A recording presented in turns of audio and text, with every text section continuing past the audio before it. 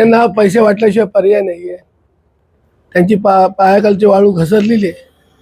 त्यांना असं वाटतं की प्रत्येक वेळी पैसे वाटले की निवडून येणार. त्यांच्याकडे स्थानिक नेता नाही आहे. त्यामुळे त्यांनी पैसे वाटले. आम्ही पोलिसांना वेळोवेळी खबर देत आहोत आणि पोलिसांना नाही जमलं तर आम्ही आमच्या पद्धतीने ते पैसे वाटणं रोखू आणि याला पूर्ण जबाबदार SP साहेब राहतील.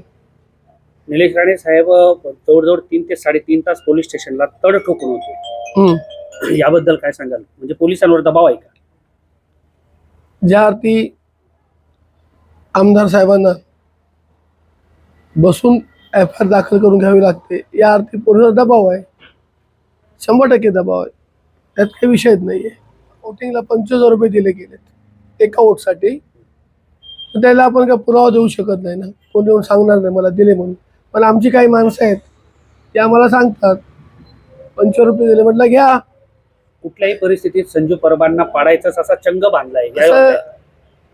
त्यांना पण जमणार नाही आणि त्याच्या नेत्यांना पण जमणार नाही संजू परबला पाडायला. एवढं त्या ठिकाणी सांगतो. कारण मला पाटेकर उपळकरांचा आशीर्वाद आहे, माझ्या आई वडिलांचा मला आशीर्वाद आहे, मला जनतेचा आशीर्वाद आहे, मला सर्व माता भगिनींचा मला आशीर्वाद आहे.